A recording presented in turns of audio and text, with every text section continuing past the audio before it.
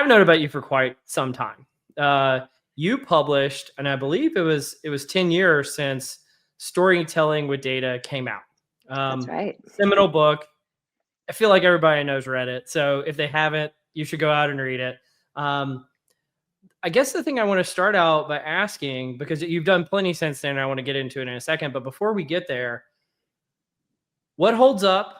What doesn't hold up from the book 10 years ago? Do you stand by it? Do you still love it? Is it a classic? Or do you kind of get used to the you're tired of the greatest hits? What are you thinking? Well, you also, I mean, I know you got the 10th anniversary edition coming out, but Yeah. since then you've published quite a few things, but most recent, I believe, is Before and After. That's right. And I have a stack here. I'll show it. all right, let's The look at it. green one. The green one. Very coffee table-esque is in its own right. I would say this. So what's different about Before and After?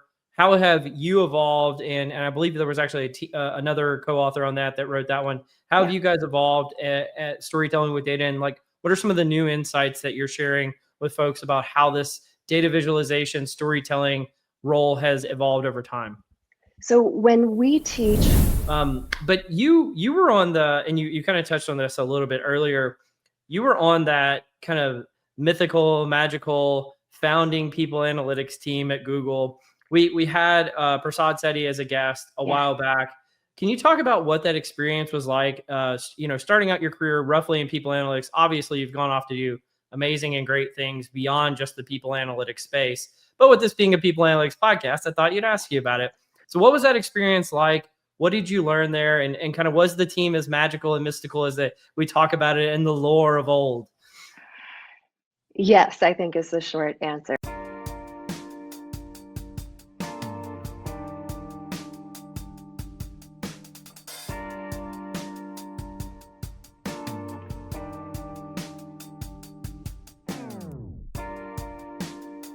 Welcome to Directionally Correct, a people analytics podcast with Cole and Scott, and today's guest, Cole Nussbaumer Knaflic, CEO of Storytelling with Data and prolific author. Hey, Directionally Correct fans, this podcast is dedicated to you to help educate and entertain you on how to effectively do people analytics, workforce planning, talent intelligence, behavioral science, and understand the impacts of AI in the workplace. If you're looking to stay connected to the podcast, make sure to subscribe to Directionally Correct Substack newsletter, where you can read Cole's articles or watch the video of the podcast. You can also see video on Spotify or YouTube, or listen to the podcast on your app of choice. Feel free to check out Cole's new book, People Analytics, and everything else that's going on at colenapper.com. As always, all opinions are our own, and thanks for being a listener. Well, Cole, it's good for you to join it Directionally Correct, so thanks for being here. I'm happy to be here. Thanks for inviting me, Cole. You're the only other Cole we've had as a guest, so I am very honored to share your namesake. I love it. It is very strange, though, to refer to a human who is not me as Cole, but it's nice. A good change. Yeah, not a super common name either, but we'll deal with it for now, if that's okay.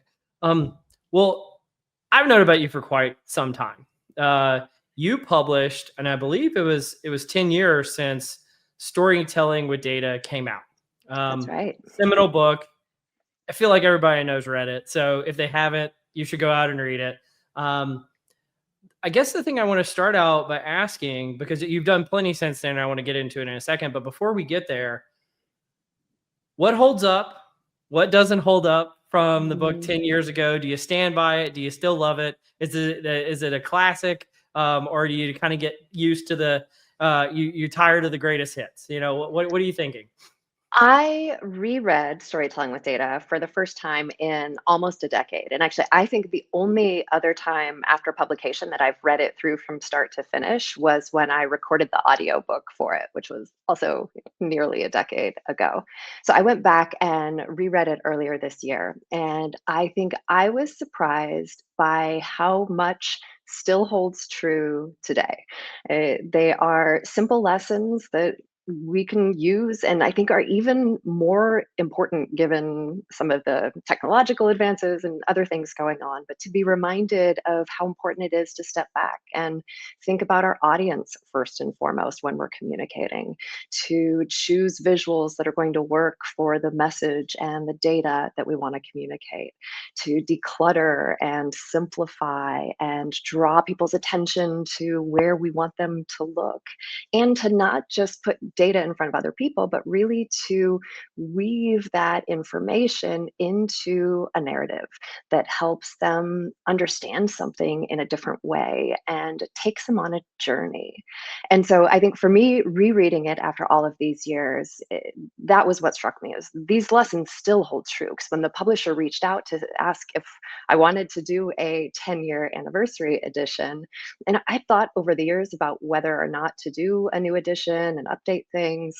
And I never did because we had other things that we wanted to write. And honestly, I was afraid of breaking it because it is still our book that is the best known and that does the best. And I think it is because of the simplicity. But that said, there are certainly some things that have changed in the decade since it came out. And so I think several of those, one is just the way that we teach story has Mhm. become more nuanced. When I went back to the original book, it's useful, but it's more simplistic of plot, twist, ending, which I think is a nice basic framework and can apply at a presentation level or an individual slide or graph level. But in the meantime, we've transitioned to teaching story using the narrative arc, which is just a more robust concept where you start off with a plot and then tension is introduced, and that tension builds in the form of a rising action, and there's a falling action and a resolution. I think the really cool thing about that structure is, one, it maps really cleanly to most business scenarios where you have something you need to communicate to an audience, particularly when you have an action you're trying to drive or a change that you want people to go through, some sort of transformation. Because to have that rise and fall, we have to have tension. And it's not the tension that matters to us as the person communicating, but the tension that matters to our audience. And if we can get at that and bring it to light, then our audience or our stakeholders, they're going to naturally be engaged because we've made it about something that matters to them. And then the resolution becomes the action that the audience can take to resolve the tension that you've brought to light. So narrative arc, I think, would just be, it's a more nuanced way to teach story than I had landed on, I think, when writing the first book. Um, there are some other things, but we can get into that. I'll Yeah. pause because I can talk forever, as you can see.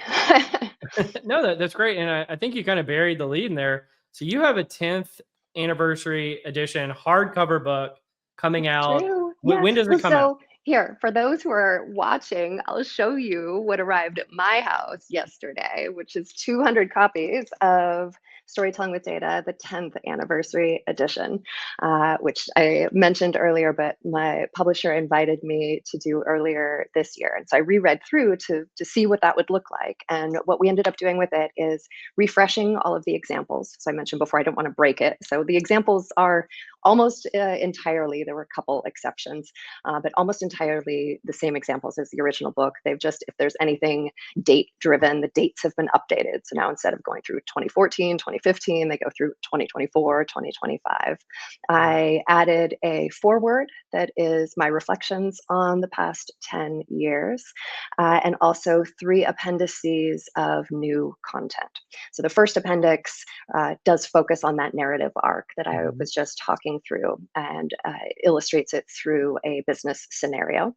The second appendix of new content is the role that the individual plays in communicating data. So I think that's another learning over the past decade plus of teaching people how to make good graphs, is the graph is only one part of that puzzle.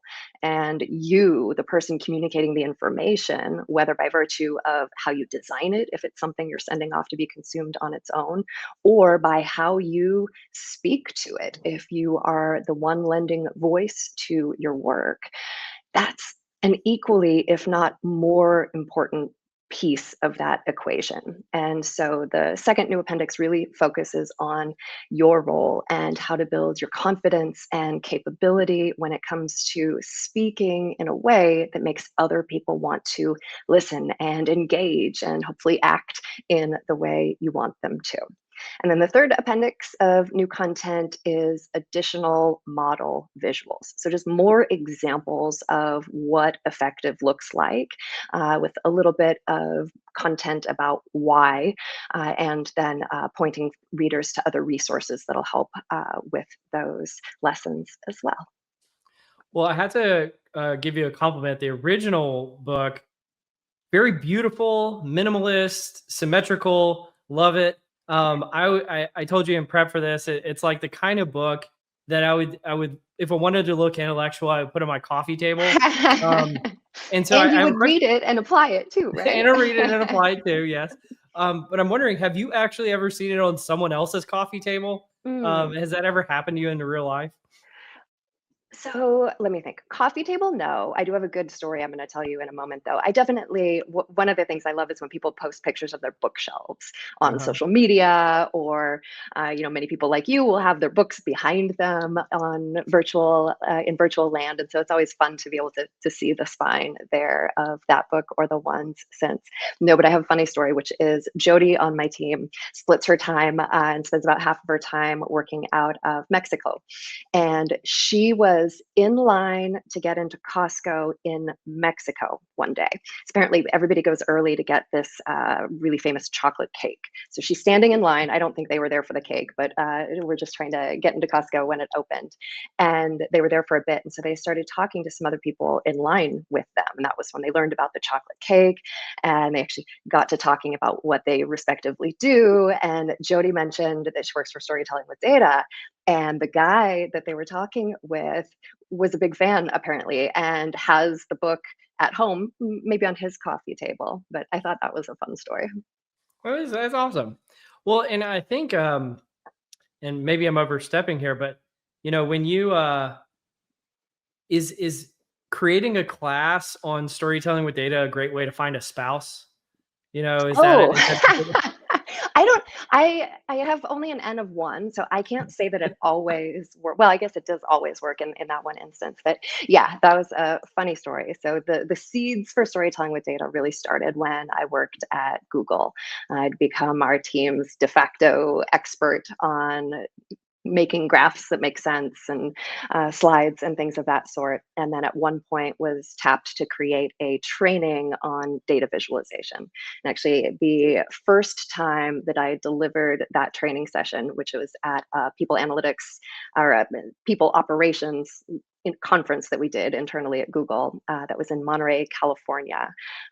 Google's one of those places that brings everybody together right? for team building and learning. And so I did several sessions of that data visualization course there. And the very first one I did, my now husband, who I didn't know at the time, but met through this, sat in the front row.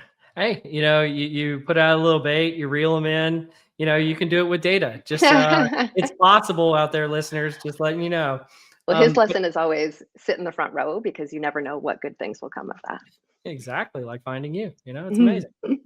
Um, so I think storytelling with data started as a blog, though, right? It did. Yeah. Can you tell Yeah, me about way back how when. it kind of came to be? So that would have been back in, I've got to go in my way back time machine, 2010, I want to say. So this was when I was working at Google. I had then at that point been teaching for a bit on how to communicate effectively with data, which was like my 20% project. It wasn't my real gig. Um, Got to do that in my spare time. Back Uh, when 20% time still existed. yeah, back when, which was great. And I got invited to speak at a conference. It was a conference in Seattle, which I was very excited about because that was where I grew up, and so it gave me a good reason to go back there. And it was to grant managers network, so grant makers across different philanthropic organizations across the country. And I thought to myself, well, I can't just go and talk to them for an hour and not leave them with something. And it was before the book was out. And so I'd had a cooking blog for a number of years just as a hobby. And so I knew how to blog. And this was when there weren't so many blogs out there. And so you could still start a blog and get some traction. So I started a blog called Storytelling with Data. And I think I got 3 posts up before the timing of the conference. So I had a little bit of content there to push people to so that I would be able to, yeah, leave the audience with something. Randomly, I remember also I wore jeans to that conference because it never occurred to me. It was such casual dress at Google that it never occurred to me to dress more professionally than that, which I've since learned to do. Well, you mentioned you had a cooking blog.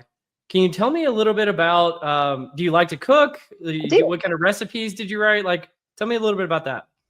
Yeah, cooking I think is well, cooking is one of the things that I really enjoy doing in my spare time, even not spare time, making meals for the family every day. I really got inspired when I first moved to California because there were so many fresh ingredients there, and so that was when I first started, having my own vegetable garden, going to the farmers market with regularity.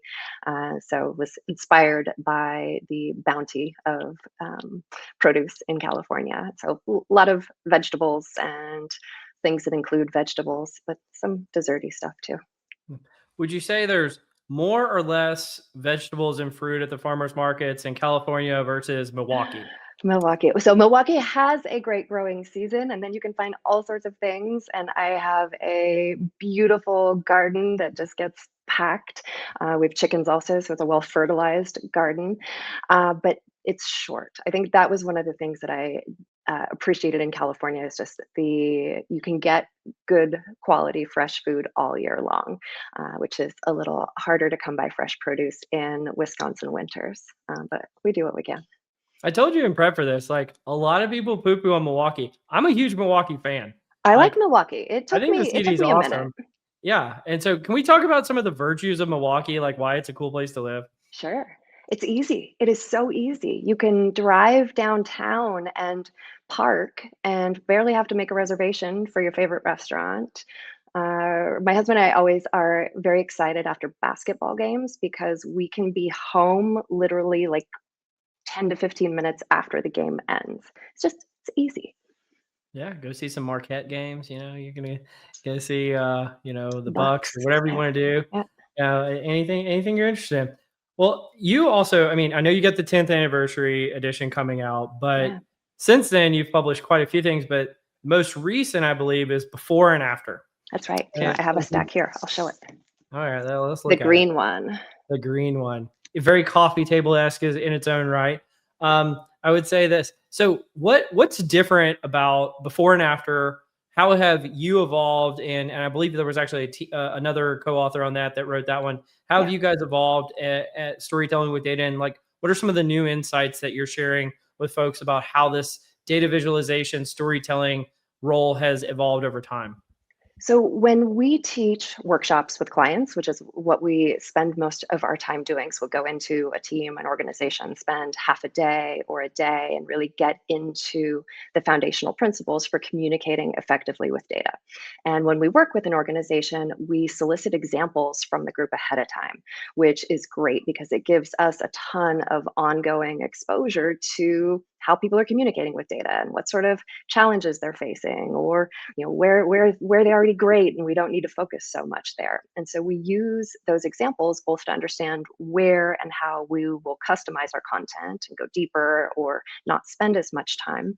But then we also turn a subset of those examples into some of the hands-on work that we do with clients, because I've had noticed over time it can be easy for someone to learn how to do this and to see it applied to a general example and to say, well, yeah, sure, that works there, but our stuff is different. And so it doesn't work for me, and use that as an excuse not to do the things when really we know that's not true.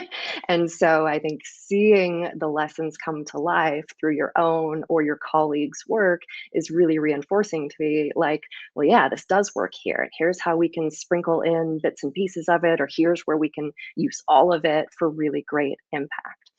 And the before and after transformations that we go through with clients they always elicit such great responses. Actually, I was at an organization just last week, and we did for one of the final makeovers that we walked through where people would focus on it in small groups first, and then we'd talk about that together, and then I would explain and walk through how we approached it, not as the answer, because there's no way we have enough context going in for a day like that to know, but as one illustration of how you could take a scenario like this and apply the lessons that we've covered. And so I go through the story, the presentation, and at the end they said, wow, if we'd actually presented it that way, we would have gotten the buy-in for the program that we wanted to run. Instead, it turned out what had happened, and I didn't have this context going in, but it was a presentation they had shared was something that had gone to leadership earlier in the year, and they had one of their senior leaders come in and say, I disagree fundamentally with one of the ways that you're approaching this. It was related to an email campaign, and the exec thought if there were too many touch points, that was going to backfire and people were going to get annoyed. When really the story was the more touch points, the more successful the campaign. And they'd proven this over the course of several different campaigns, but they didn't have it organized in a way that they could say that eloquently or point to the data that showed it. And so all of this is a long prelude to say the magic that happens when you see not just the before and the after, but the transformation and the process in between and the thinking that goes into it was something that we didn't want to have limited to our clients, that we wanted to be able to bring to the community at large. And so that really is the basis for before and after. There's a little bit of prelude up front on good practices when it comes to visualizing and communicating with data, but the bulk of the book, the 20 chapters, are 20 client-inspired case studies where we show you the original slide, graph, or presentation, and then take you through the process, teaching a number of lessons and highlighting tips along the way that get you from the before to the after. Now, these have all been anonymized so that we're not giving away any confidential information, but I always think it's so interesting because there is something to be learned from every example, even if, and sometimes especially if, the example is from a different industry or different space, because it allows us to just think, and I think in a more open-minded way where we're not stuck in the rut of how we always do things because we always do them that way. And we can see things highlighted through different examples that can sometimes spark or create the spark that we can then bring back to have greater effect in our own work. Absolutely. Yeah, I mean, I feel like, a before and after picture in the context of weight loss is just such a stark Any contrast. sort of transformation, right? Or Yeah. we think of like binge watching HGTV or like the cooking shows where they have the random box of ingredients and you're like, they're not going to turn that into anything. Like, and then you see what they do and the thought process and the amazing thing that comes out at the end. Yeah, everybody loves a good makeover. I wonder who invented that concept. Like this marketing genius, whoever invented before and after. I mean, it had to have been invented by somebody. Maybe it was the ancient Egyptians. Who knows? We'll never know. But you were on and you kind of touched on this a little bit earlier. You were on that kind of mythical, magical founding people analytics team at Google. We had Prasad Sethi as a guest a Yeah. while back. Can you talk about what that experience was like? Starting out your career roughly in people analytics. Obviously, you've gone off to do amazing and great things beyond just the people analytics space. But with this being a people analytics podcast, I thought you'd ask you about it. So, what was that experience like? What did you learn there? And kind of was the team as magical and mystical as that we talk about it in the lore of old?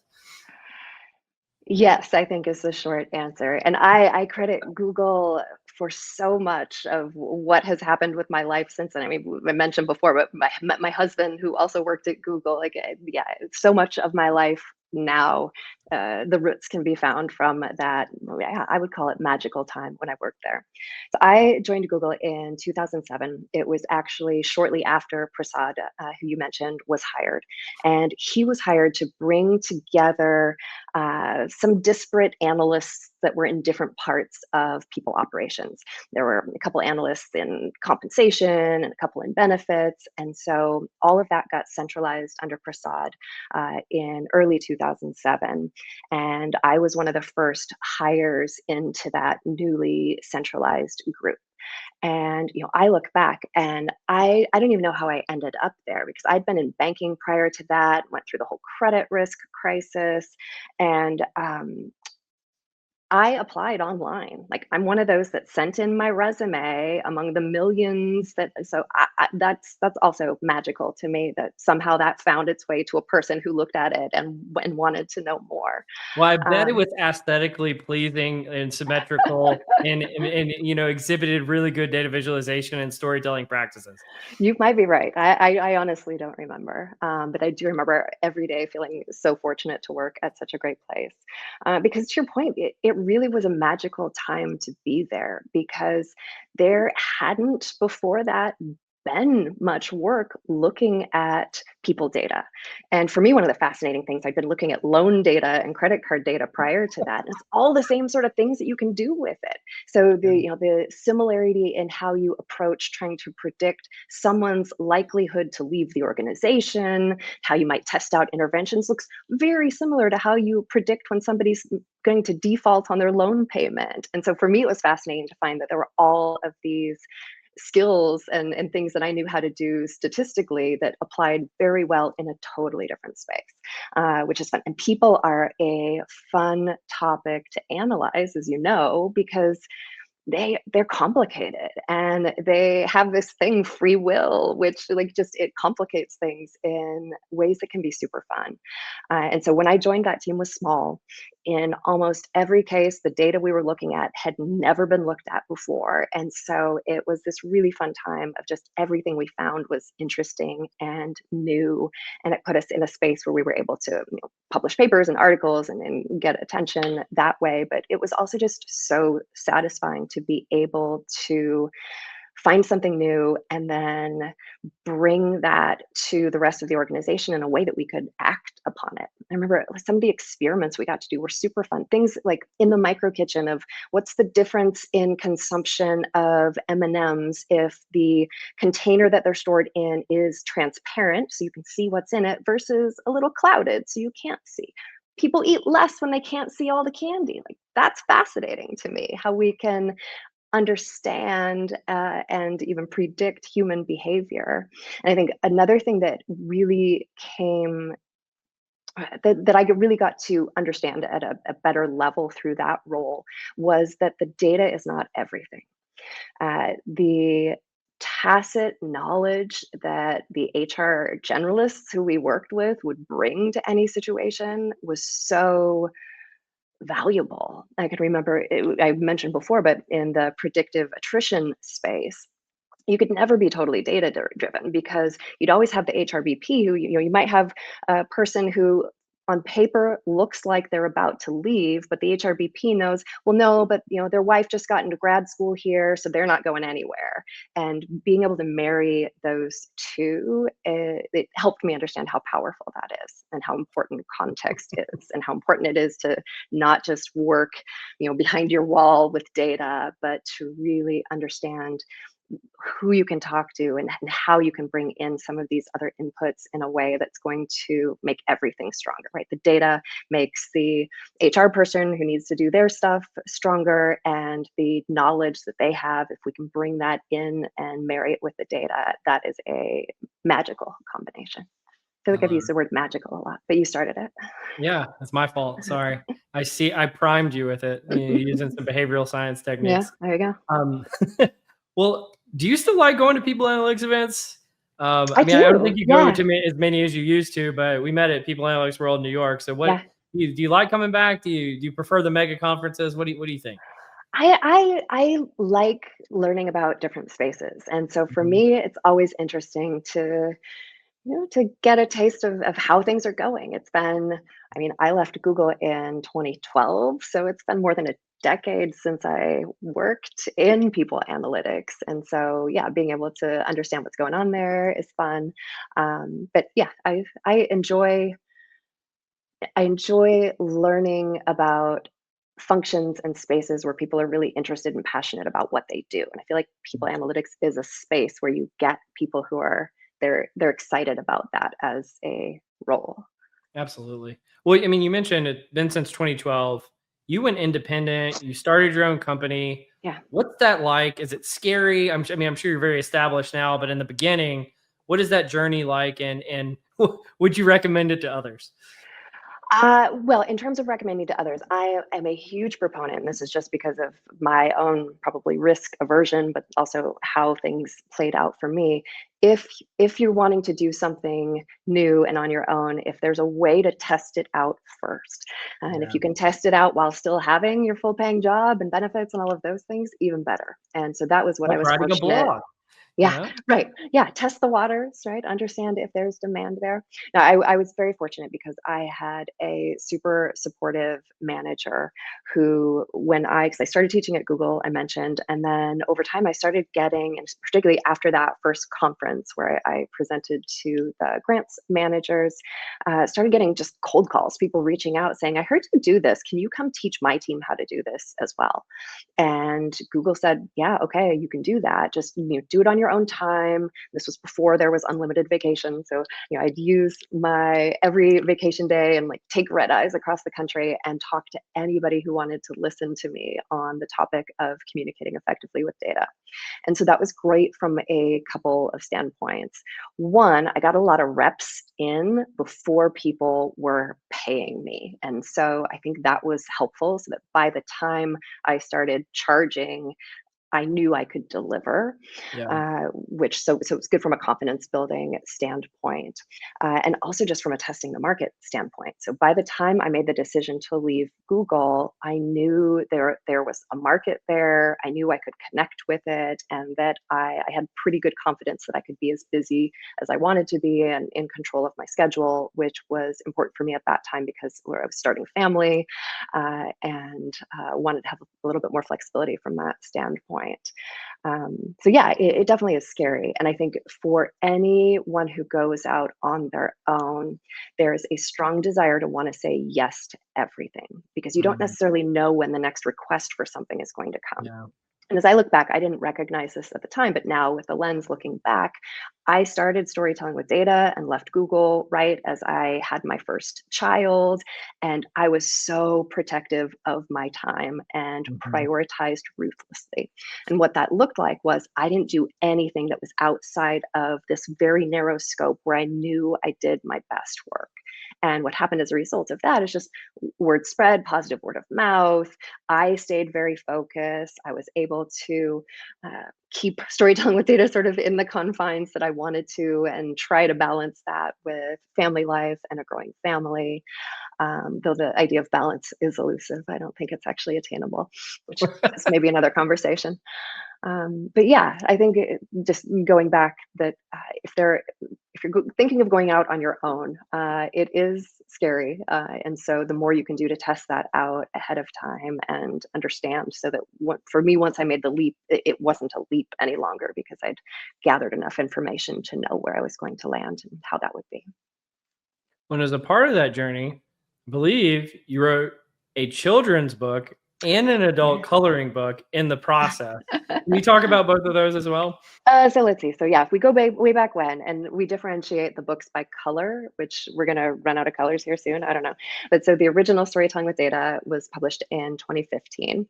That was followed up by, it's not quite a coloring book, although that does sound fun, but a workbook, the blue one, which is called Let's Practice. And it follows the same chapter structure as Storytelling with Data, but Mm. the chapters are each organized in terms of exercises.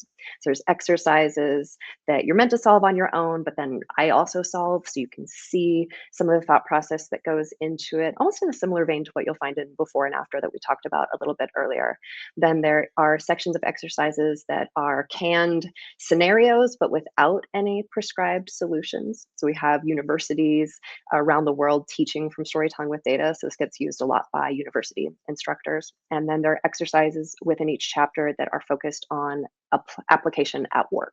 So you've done this in theory, you've done it with my canned examples. Now let's take a project that you're facing in your day to day, break it into the subcomponent pieces, talk you through how to apply the different strategies, so that you feel like you've got some support through that. That was out in 2019. In 2023 was the Yellow Book, Storytelling with You. And I mentioned earlier the important role that you as the person communicating with the data plays. And this book really focuses on that. Subtitle is Plan, Create, and Deliver a Stellar Presentation. And it's organized in those same three sections. Plan, which is all of the low-tech stuff you can do to really understand your audience and get concise on your message and start to plan content in support of that message. Then create goes through the creation, everything from the slide template to slides with words, graphs, pictures, and then the delivery piece. How do you develop your confidence and your capability to be able to speak in a way that makes other people want to listen? And then in 2024 came this one, which features a pink dragon. Daphne draws data. So I have known ever since having kids of my own that I would love to try to write a children's book. And so I had that idea for a long time, but didn't know what it was going to be, and took a lot of different directions and drafted a lot of different things before landing on the idea of a dragon. And that stuck, and things progressed quickly from there. So Daphne, the heroine, is a dragon with an unusual talent for drawing data. So after getting made fun of by her brother for that not being dragony enough, she goes on an epic adventure to try to find a place where she fits in. And along the way, she makes different friends and helps each of them solve a problem by using her talent to draw data. So the book itself is very pictorial. There's no mention of graphs. You don't even really know you're looking at a graph when it comes to the data drawings. And it's super fun to read to groups of kids because they can understand, and they just shout out the answers when they're looking at the data drawings. And then there's a graph glossary at the end that gets more into the types of graphs that Daphne uses on her adventures. And really the goal is to bring the superpower of the same sort of stuff that we spend our time teaching adults to kids. Because if they can learn the faculty of a spoken language as young as they do, right? Learn how to read and write and have conversations. I really feel that we could be introducing the visual language of graphs and the critical thinking and problem solving that goes along with that a lot earlier than we usually do. And I think in a more engaging way, because when I see what sort of graphs my kids come home from school with, they're graphing things like the weather in Wisconsin in January. It's like, okay, that was awful. You experienced that. You know it's not good. You don't need a graph to remind you of that. But if we could graph, I don't know, how much time you spend on your screen every day and your mood. Well, then now we're gathering information on you, the kid, which any kid's favorite topic is themselves. But when we can get them to understand their behaviors in a new way and make decisions based on that, that is a superpower that will serve them for life and create the next generation of people analysts, for example. I can see you probably even love this as a child. I just, your passion is oozing out of you, which is amazing. I wonder, I think you have a background in mathematics. I do. How does that lead you to where you are now? That's a really great question. Yeah, so my undergrad is in applied math. When I was working in banking, so this was pre-Google, I went back to grad school, got my MBA in an evening program. I think for me, I've always enjoyed the puzzle of math and the structured thinking that goes along with it. But in a way that, I don't know, the practical side of it. So I loved computer programming, for example, not for, the hours spent debugging, but that when you figured out why it didn't work and fixed that, then it worked and it was logical and it made sense. And you could break things into their pieces and put them back together in a way that worked. And I really like that sort of logic, but not for itself. I enjoy that sort of logic for then being able to translate it into something that somebody else can do something with that makes things better. And so for me, the combination of math and business was perfect because I have enough of the quantitative background to be able to understand the statistics and talk to the engineers or the statisticians and understand enough of what they're saying to be then able to translate that into something that makes sense for a sales leader or another part of the organization. And that was really, when I look back and think at the different pivots I've made in my career, the thing that I love is just using that technical understanding to translate complicated things into something simple that somebody can understand and do something with, have a smarter conversation, or make a more informed decision than would have otherwise happened. And I think the visualization piece really comes out of that core as well, because when I started seeing that if I can take data and make it visual, make it something that somebody else can see, now I can build that understanding so much faster and in more robust ways. And so then being able to teach other people how to do that helps just scale this ability. Yeah, I love it. Well, I'm going to ask you, I know you're not allowed to do this because you're not allowed to say, who's your favorite child, but which of your books is your favorite? Do you have a favorite? What, like, So I have a clear recency bias hmm because I mean, literally, I saw the first finished copies of the 10th anniversary edition on Monday of this week. We're recording yeah. in November 2025. So was at a conference. They got special early copies. I got to sign a bunch of them, which is always super fun. And then now I have them here and have been packing them into beautiful packaging to ship off to some clients. So that one has a special place in my heart currently. Um, the green one, though, just came out also and was fun in a different way because I got to write it with a couple of my colleagues, Mike Cisneros and Alex Velez, which is a totally different adventure in book writing to have co-authors. But I'm really happy with where that one ended up. And then I think Daphne might still be my favorite, though. I knew you were, I was like, you're going to love that one. I could You just thought tell so? when you were talking about it. She likes the kids one best. Yeah. I Well, I love it. mean, one of the magical things I get to do, see, I use the word again, now as part of my job is go and read to, second and third graders and do graphing activities with them, which is so much fun. They've got this natural curiosity. They haven't yet started to censor themselves, and they have a lot of terrific questions that I really feel like if we could help them hone that ability to ask smart questions and then gather the data to answer their own curious questions, that is crazy powerful. Okay. We're going to do an experiment. I don't know if this is going to Okay. work, but we're going to do a little bit of before and I can work on the after later. But Okay. so every once a week, I publish something called a data snack. And one of my coworkers, who is like an amazing data visualization expert, is always sending my team feedback about how we can improve these. And she's like obsessed with you. And she thinks you're amazing. And so I was like, well, I'm talking to her. I might as well get some feedback on what these look Nice. like. So I wanted to pull up, I'm going to show you 3 different visualizations. You Okay. won't hurt my feelings. Tell me, what do you like about it and how could they improve from kind of that before and after? This isn't a full telling a story, but that's Okay. why it's just called a snack. It's meant to be Yeah. pretty quick. So this first one is just a bar chart. It's showing the relationship for the top schools that employ or the top schools that get jobs in the Fortune 1000 companies. We're looking at 6 different bars. It's got data on top of each bar, little grid lines, but they're somewhat translucent. Tell me about this visualization. Can you see it at all? If you can't see it, Yes, we'll I just can see move it. on.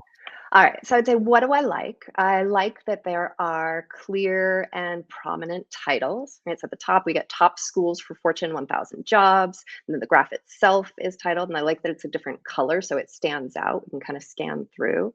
Bar chart is a nice, simple choice for data like this. One thing I that gives me pause, though, is as I read through the subtext at the top, these are the top schools employing 14% of grads who got jobs at Fortune 1000. These schools together only account for 7% of those who got jobs in the Fortune 1000, led by Arizona State and Penn State. So for me, one thing that people should be aware of when they show data is it feels like it's all inclusive. And so when you show these big, bold bars like that, even though up at the top it says this only represents 7%, it would be very easy for someone to overlook that or not Mhm. give it enough weight and look at these. And it's hard to read. I think that first one's Arizona State.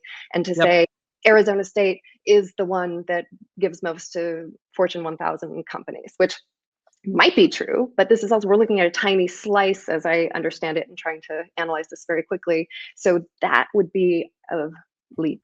So I'd be Yeah. careful about that. I would want to somehow show that this is only a fraction A in a way fraction that of a fraction doesn't, a too. fraction of a fraction, yeah, which Yeah. doesn't come across the way these bars are represented in taking up a lot of space. Okay. I'm mindful of time. I'm actually going to skip to the last one because this is the one I'm most curious about. And Oh, it's actually showing up blurry. I apologize for that. It does look better normally. Um, this is a scatter plot and it yes. has a line on it.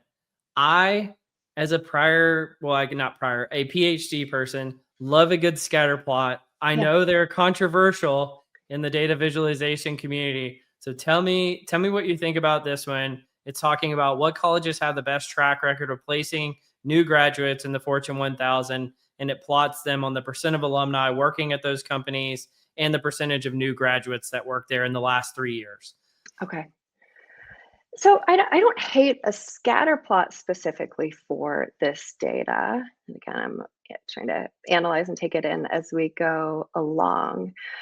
So for me, drawing the line, I could give or take. I think I for data like this, at least when we've used scatter plots and it looks something like this in a business setting, I oftentimes want to have there be some super labels and kind of categorize things. Oftentimes a Mhm. quadrant will make sense for the categories where you've got like one of the dimensions is low or they're both low or they're both high or one is low and the other is high. And usually there's a pithy title you can put that encapsulates that that'll just make the information a little bit easier to read.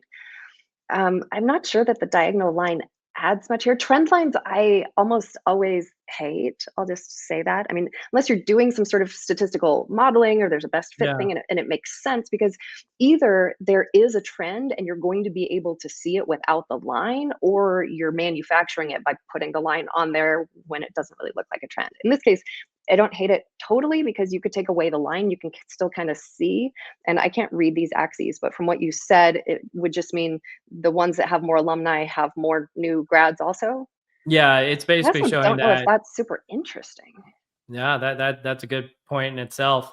So I definitely, I what I appreciate is, and I'll be sending you a check in the mail, is the free consultation, the free before and after exercise. Thank you so much. I don't know if that'll resonate for the people Well, who and aren't on video, but I thought that would be a fun thing to do. that is super fun. What I will say too, just some general lessons that come out of looking at those examples. They titled in both cases, I think, with the question, which is one way to do so. Mhm. I often, at least in a business setting or translating that to a business setting, you may want to think about leading with the answer instead of the question. Though I Oh, imagine because of the ways those were portrayed that they're more exploratory, right, where everybody will go in and look mhm. for the point or the bar that's more relevant to them.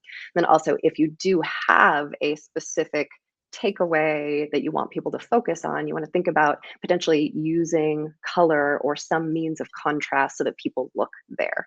And again, I don't think that was the point of these. They looked more sort of interesting, informative versus explanatory, but just as people are thinking about translating some of those concepts to their own work, some lessons. I'm taking it all in, Cole. You're just, and I'm gonna probably share this with my team, to be honest with I love you. it. So this is gonna be great. Well, do you want to join me in Cole's corner? I know Sure. it has a Let's do it. dual meaning when your name is Cole, but my corner. Yeah. Welcome to Cole's Corner. All right. So we start with a rapid fire section. The first question I have for you is, if you weren't into data and storytelling and books, what would you have done with your career? I suspect it would be in cooking, but that's just a guess. Mm. What would you have done with your career? You know, there was a pivot point for me in undergrad where I almost said, "Screw the math degree, I'm changing to architecture." So I think if I could choose a different path, maybe I would be an architect. There you go. Love it. Yeah. I almost was an architect. That's Were funny. you? You and I share I that would in I common. mean, I Yeah. was by no means almost an architect. I thought I mean, about changing majors at one point. I thought about changing majors. I took for one. I was a school on the quarter system. I took one quarter's worth of architecture classes. Realized that I wasn't committed enough to do it, but yeah, I'm kind of in the same boat. Anyway, interesting connection Well, there. and funny anecdote, or interesting maybe, that scenario led me to some of the best advice I have received in my whole life when I look back, which was my mother at that point telling me, "Cole, finish the math degree." She's like, "If you want to go to architecture school after that, fine, but like finish this one first." Yeah, And that was good advice in retrospect. I love that. What's the place you've never been to that you most like to go and why? The south of France, because I just imagine it to smell like lavender and be really beautiful. Oh, I almost don't want you to go now because I'm afraid if you got there and it didn't smell like lavender, you'd be so disappointed. Oh, no, I would plan things to make sure I Okay. arrived at a time that would smell like lavender. Yeah. No, that's amazing. Why do you do what you do? I want to help other people. Through trial and error, I think both on the graphing side, but also speaking, have figured out things that seem to work reasonably well most of the time. And so if I can speed up that process of trial and error and share what I've learned with others in a way that helps them have greater impact in what they do, that is the fundamental thing that drives me. Okay. I've got one big question for you. Okay. So I'm like a super fan of yours as well. I want to make that clear Thanks. before I say this. I would say I've always had a mixed feeling toward the concept of storytelling. And the Mm, reason yeah. why is as a child, I don't know if this is universal, but when I was a child, we were told that storytelling was called lying. Like you were telling a Uh, story, right? And so anytime somebody said, "Oh yeah, we're going to tell a story with data," I'm like, "Oh, so you're going to lie with that data? That sounds pretty unethical." And so the question I have for you is, are you concerned of any analyst using your powers for good for evil? Right. And so using ways of using this to manipulate people or lie with data, and how do you counteract that when you're writing or doing sessions or coaching teams? Yeah, it is a great question. And yeah, you're not the first to ask, so you're not going to offend through that. So I think the counter to that, often people will say, yeah, but I want the data to be unbiased. And that's actually not a thing that Yeah, exists. not Any real. data we're looking at is biased. It's biased from the get go, from the data we decided to collect and how we decided to collect it in the first place. And so, yeah, no, I don't want people to hide under the guise of storytelling to make the data say whatever they want it to say. We all know it's easy to lie with statistics, but that's not going to get you in the end. That's not going to work. That will backfire in some way. But I think being truthful to the data, using colleagues around you to help you poke holes in what you've done or counter the assumptions that you've made so that what you're doing is robust and certainly ethical. We have the benefit of coming in at the explanatory piece when we're teaching. And so we'll often draw the distinction between the exploration of data and everything you do to understand it and the explanation of data. And we can kind of hand wave and be like, all right, we're going to focus on this latter piece. And we're assuming that everything you've done up to this point makes sense and is valid and you've vetted it. And, you're not leaving out any big things of data, or, you're looking at one slice of the pie, like we saw in one of those examples you flashed up. But yeah, I like to hope that people use these tactics for good. And the reality is that most of when things are misleading, this certainly isn't all of the time, but most of the time it's just by accident, or somebody didn't think about it from that standpoint, or maybe know better. So they cut off their bars at an axis that wasn't zero, and it invalidated the visual comparison.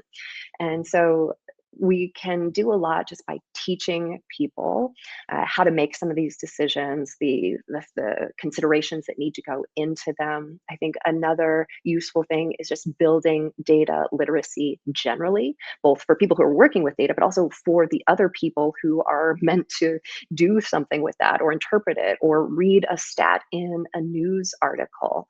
That the more we can build data literacy across these groups, the more we can be both kind of watching out and catching each other in positive ways to make sure that we're doing good things.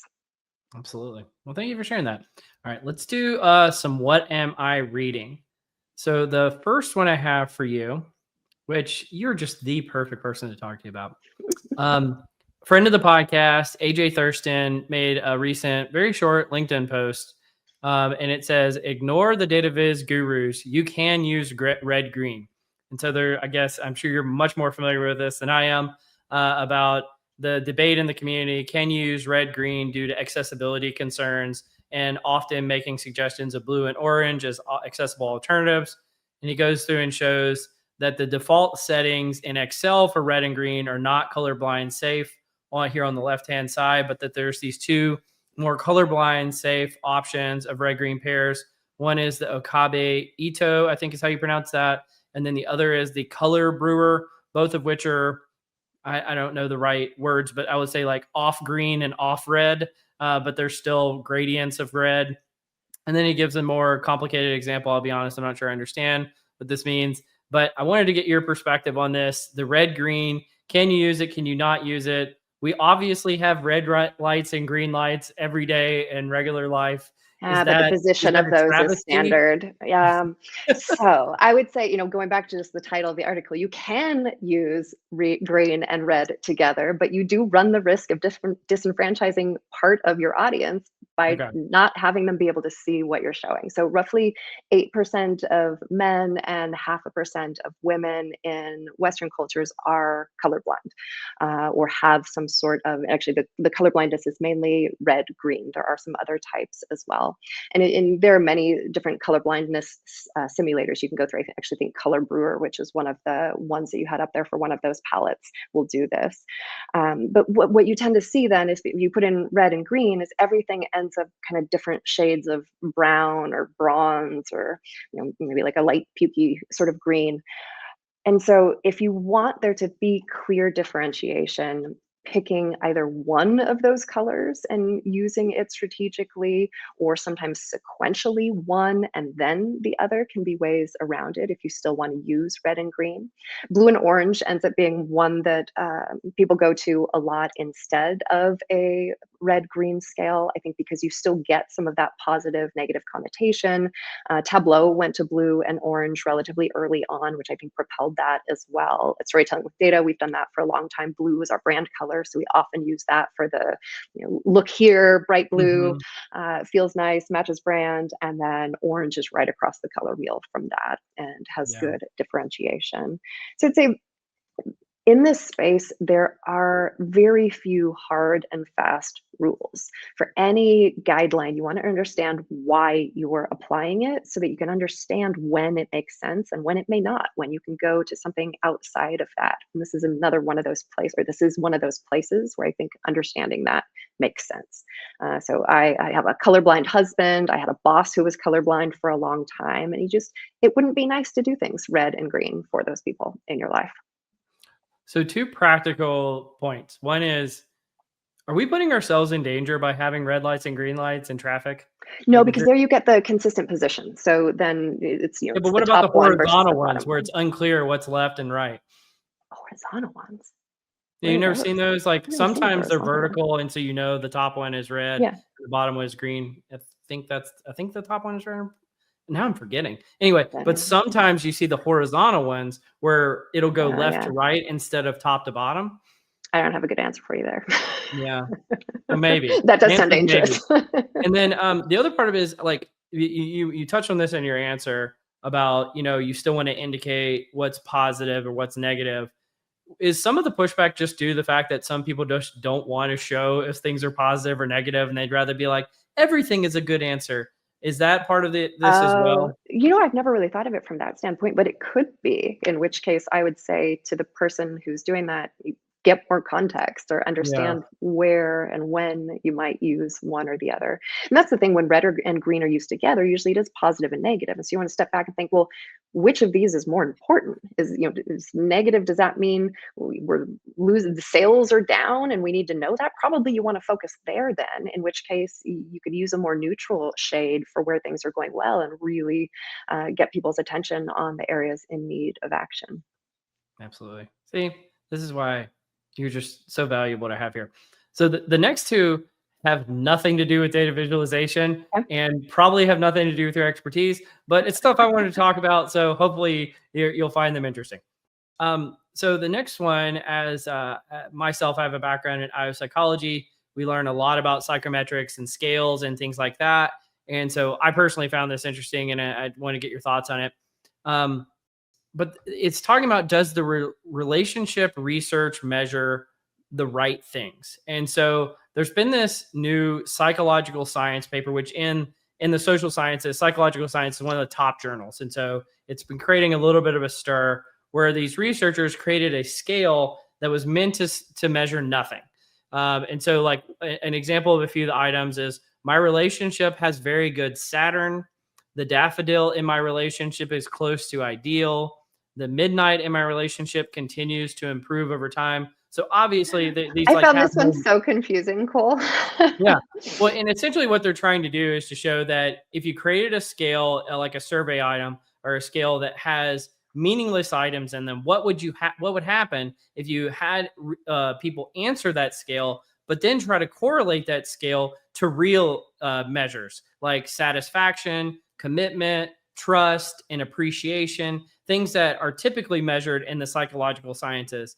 And concerningly, what the authors found is, if you have a meaningless scale, what they're calling a pseudo scale, you actually see really strong correlations to things like satisfaction, commitment, trust, and appreciation over time. Which for the nerds out there, there's this thing called common method variance. So if you measure two things with the same method, usually they're correlated. And this is an example showing that common method variance exists in these data. But it's created a little bit of a stir to say, are a lot of the ways that we commonly measure things using surveys actually really concerning because of what they're calling sentiment override? So this is, again, that relationship between the pseudo scale and these relationships. And so they provide some recommendations for how to deal with this. One is the greater use of qualitative methods, i.e. ways of contextualizing the results that are not just quantitative in nature. But they also recommend structural equation modeling, which is a very sophisticated way of analyzing surveys that, frankly, probably less than 1% of the people who do survey research actually know how to employ. And so I'll pause there for a second if you have any comments, but I do want to do a little bit of a voiceover here. Well, I was just confused because so typically when we're surveying people, there'll be a scale where it's not, and I understand, I think I understand the basics of this study and the findings, but I think one thing that's different about the study that makes it like, it just feels like something, my data spidey sense is going off. I had a boss that used to use that of like, something's not quite right there, is my gut. And I don't know if I'll be able to articulate it well. Well, my gut is telling me normally in a survey, you've got a scale that is where the responses relate to each other, right? It's strongly favorable, strongly agree, strongly disagree. Yeah. Where I wonder, taking that completely out, that doesn't feel like you can now make assertion, like you can't now say, well, but those scales where there is ordinality, throw them out the window because we tested this weird scale where there is no ordinality. Or it makes me wonder if people were imposing ordinality on that scale even though it wasn't meant to have that, so that they could make some sense of it. I don't know. In my mind, it's the latter. In my mind, it's they're imposing the ordinality onto that. They're making sense where no sense was meant to be found. Yeah. Right. Because they have to then to be able to use it to respond to things. Yeah.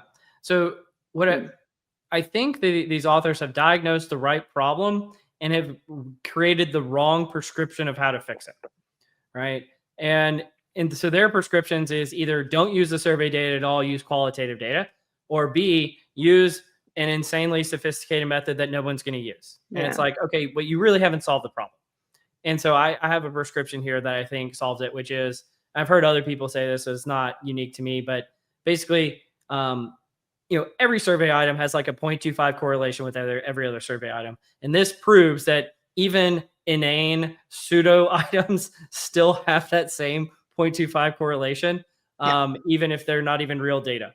And so the bar for making a, any kind of prescription based on some results means you need that correlation to be substantially higher, right? And so I have seen so many teams, I'm sure the team at Google probably did this as well, that there would be like this 0.3 correlation, and they'd be like, we found this amazing finding between, the transparency of the M&M jar and the M&Ms that were eaten. And it's like, yeah, but I know that's a bad example because that wasn't a survey, but you get my picture of like, you did the Google Guys survey and you had these 0.3 correlations and we found these magnificent findings, and lo and behold, we should change our whole strategy based on this. And my prescription is, no, it needs to be substantially higher than 0.3, because likely, if you're anywhere 0.3 and below, it's probably just due to either what they're calling sentiment override or what's commonly known as common method variance. And that is a tough lesson that I think every analyst who does this type of research needs to learn. And so I just wanted to call this out as somewhat of a PSA of, do better, guys. I think that sounds appropriate. Last one. And again, in the psychology community, there is a love-hate relationship with the MBTI. So the Myers-Briggs Type Indicator. And I've heard for years, frankly, I've never looked into it because I've not been like an OD consultant who used the MBTI in their day-to-day job. But I've heard from plenty of my friends over time, it's like, oh, you should never use the MBTI. All the data says it's terrible. It's not a good measure of anything. And so there was this study, a meta-analysis that came out in 2017 that I had not seen, but a person recently on LinkedIn covered. It says, is the MBTI scientifically valid or just a corporate favorite? And one of the things that they found was that 37% of people change their personality type from when they take the MBTI to when they retake it, which would sometimes be called test retest reliability. And it is expected, if you have a reliable measure and a valid measure, that it's considered a good measure in psychological terms. And so one of the three things that they found in terms of this meta-analysis is that there's actually moderate reliability. So the test retest correlations for the MBTI are around 0.72 R squared over a third of the user shift types. It says it has shaky validity. Factor analyses suggest the MBTI may only reflect 2 to 3 of its proposed 4 dimensions, and it overlaps heavily with the Big 5 personality indicator. And then it has low predictive power. It struggles to reliably forecast job performance, academic success, and workplace outcomes. So I use that to say, before I give my thoughts on this, did you have any thoughts, Cole, on the MBTI and its use? Have you ever taken it before? Do you know? I have. Yeah, I've taken it twice. And so it was interesting. I actually think the thing that they call out the very top, though, feels like maybe a little bit of a red herring, right? Which they say, what was it? 37% of people who take it twice change personality types. And so I have this is one of those N of one sort of studies, but I've taken the MBTI twice, and one of mine did switch. I was INTJ and then ISTJ maybe, but for me, I was very extreme on all of them except one of those dimensions, where I was very minorly in one direction the first time and very minorly in the other direction the second time. And my understanding is with any sort of personality test like that, the environment in which you're in is important. The first time I took it was I think I was as a student, or maybe first into my early career. The next time I took it, I was in a totally different role. And so your frame of mind and what you're thinking of, you're responding to it, has an impact. So for me, that 37% wasn't, and maybe it's just my own personal experience, where I was like, that seems a little not like throw out the baby with the bathwater. I don't know why I said that expression. I don't know that I've ever said that before. However, I don't know that personality testing is a great way to bring, like, I wouldn't want to use that, and we did not at Google when if we were doing any sort of testing in the application process, it was looking for things that were going to be indicative of success in the role in a way that we've proven it. So like ability to show that you've demonstrated leadership in the past, depending on what role you're hiring into. So more behaviors than anything intrinsic to your personality. Personality tests we'd sometimes do. I can remember doing the one that had colors associated with it. I don't remember what it is, but more to understand how to work better across different teams or personalities and things like that, which there's probably some utility there. Probably be skeptical from a psychometric standpoint of any color-based scale. Just saying it. There's many of them out there. I want to get my thoughts on this one, because this was actually really surprising to me. First of all, and I'll make this as a kind of a blanket statement, I believe the MBTI says you should never use it to try to predict job performance or academic success. It should only be used for like kind of personal self-discovery. I believe that's what they say. So like if people are using it for selection, you shouldn't be, right? So I'll just kind of say that first. I was actually really surprised from this because the people I've heard from for years just said its validity was like awful. You should never use it. It's like the worst measure ever. Honestly, looking at the data, it's not that bad. I've seen so much worse. So it surprised you by being better than you thought? Yeah, like way better. Because I mean, early in my career, I used to do a little bit of selection and assessment work, and we would occasionally, go to a company and like, oh yeah, we've been using this assessment for 5 years. Can you go and look at the data and try to validate it? And it would literally like have a correlation of like 0.0001 in predicting like what it was intending to predict, and it like had no retest reliability, like essentially none. And they've been using it in high stakes selection, right? And so I'm thinking about that, comparing it to the MBTI. And I'm like, I mean, I per my PSA I just said a second ago, don't use MBTI for selection. But if they had been using MBTI, it would have been better than what they were doing, right? So that's number one. The second thing, Big Five is better. However, there has not been a big, broad societal adoption of the Big Five for self-discovery purposes. And clearly there's something there with the MBTI that kind of leads people to want to use it. I've never been a proponent of it, but this actually makes me think like, maybe I shouldn't have been dogging it for all these years so much. Right? And Cole, what is the Big Five? I'm not familiar. So the Big Five is, they call the Ocean model. So openness, conscientiousness, extroversion, agreeableness, and sometimes kind of neuroticism, but emotional stability. And so the Ocean model is, from a psychometric standpoint, is considered kind of to be the gold standard that's out there, right? But again, it has not been broadly adopted. And I think, again, there's some of this cult following to the MBTI. So there's something there. And so it leads me to the last point, which is, I think people, because so the person who created the MBTI was Carl Jung, who was a student of Sigmund Freud. And in the psychological community, there's been known for years that like, for whatever reason, those two people have become like persona non grata in the community. And so people just like hate them now. They think they're like not great. And because I think that there's this stigma associated with them now, that is bled over in the MBTI and has caused otherwise rational people to really trounce this thing. And honestly, I fell for it. And so I know this isn't saying that this is the best measure. Obviously, the Big Five is better, but I was really surprised looking at this, that it has been gotten such bad publicity in the psychology community for years. And it's not that bad. So I just kind of want to do a mea culpa today.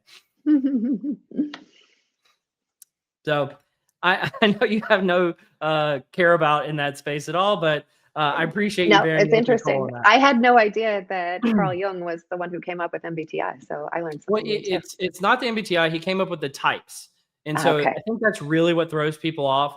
Is everyone knows that most things are normally distributed on a continuum, and what I think people recoil against is that a type is essentially drawing a line down the middle of that distribution and artificially saying if you're on one half of it, you're one type, and you're on the other half, you're another type. When in reality, most people are kind of between one standard deviation away from the mean, and they're not that different from one another. Yeah. And so why would you artificially say one person is on one half or the other? I think that's kind of the steelman argument for why types are bad from a statistical standpoint. Now, there's other people that argue types are an actual statistical fact. Those people are dumb. They're not real. We've covered it before on the podcast.